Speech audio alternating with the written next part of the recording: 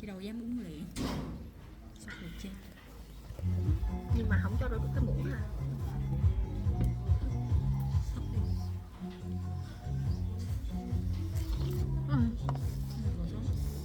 Cái giò tao tự động nó rung bê vô tới đây luôn.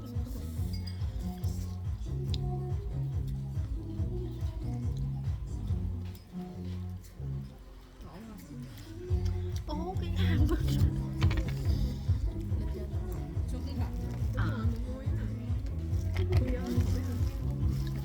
Sườn gió phụ đời chài. Nó chặt chứ đây khoáng rồi. Ủa sao anh Nam không ăn vậy?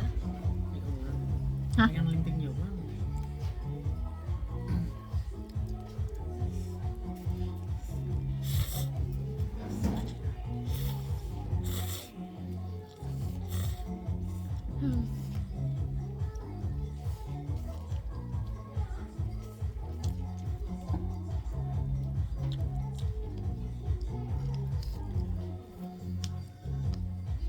Chứ mày ăn vừa thôi, mày đừng ăn nhiều cái chứ.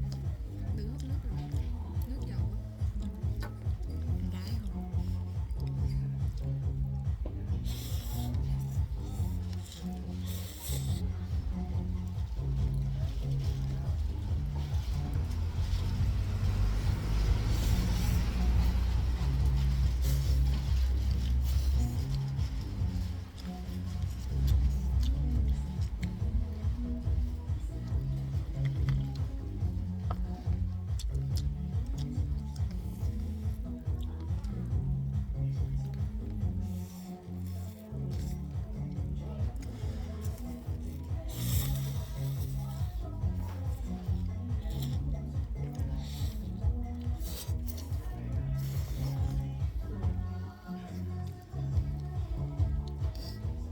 Có đi vô núi Bắc Thần là để xe ngoài hay?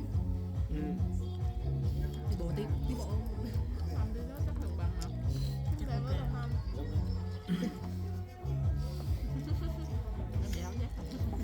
Đừng nghĩ gì đâu, ăn đi.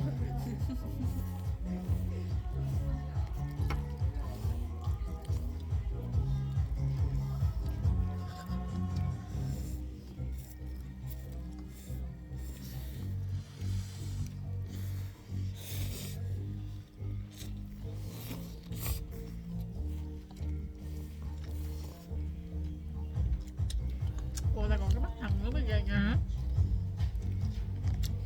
Đúng rồi. Có lên chung. Có lên. Cố lên chung. Tao có cái tóc. Ăn xong rồi trong phải ngồi lên nghỉ chút nữa. Uống không có nghỉ. Còn tôi bắt không phải mưa. Đừng có ai chạy cái bia này được. Chạy KPI gì? Đâu chạy, mình đi chiêu mà chạy trời khùng quá. Đây những cái điểm ấy, anh nói thật, núi Mắt Thần cái mùa này nó không có đẹp. Cái đấy nó là có thích đi thì đi thôi. Đi đại đi anh ơi. Biết bao giờ mới quay lại đâu. Đến một tính. Ai biết mà hai lần sau quay lại nó còn đó không? Cái núi thì còn nó mà mình đếm nổi. Ai nói này có núi chắc chắn còn đó. Con còn mấy chỗ mà đi Hà Giang ở xài sức mẹ là còn gì nữa. Thì một Có cơ hội đi lần 2 đâu. còn một sự bi quan. Đi quan hết nha. Ý là toàn mấy chỗ mà em leo vô không mà. Mà giờ còn nữa đâu mà leo lần 2 nữa. Qua đây hai đứa tương cực này nhỉ? Sau buổi tóc dòng đời đưa đẩy hai đứa. Tiếp còn hẳn đưa đi. Chắc tại cuối năm review lương không cao á. Chắc vậy. Cuối năm lương lậu lương cao như vậy. Đi chỗ lành rồi về lành rồi. Không biết làm thêm nữa nát. Cái này vừa review là được.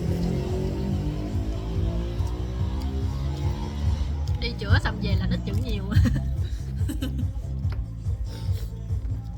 Chưa gì ta về là ta thấy được những tin nhắn của người anh thân thương. Anh nào? Tao chạy trước kia ổng nhắn tao.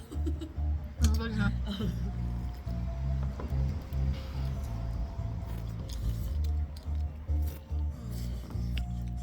Giờ đố anh nói được em.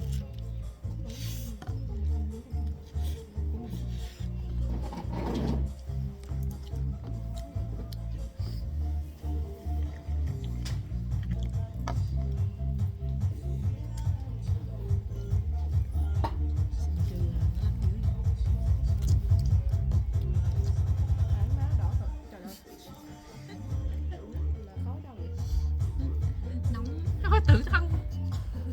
Không ra.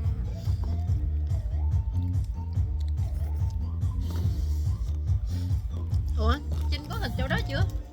Chưa luôn á, nó nãy giờ chỗ này. Xíu mày nhớ ra chỗ đó nha. Chỗ cái cờ. Chứ về hồi coi hình thấy bạn có hình gì Làm không? bữa em tôi làm rồi. Cái phần nào mà liên quan tới cờ nó hay để 30 tháng 4.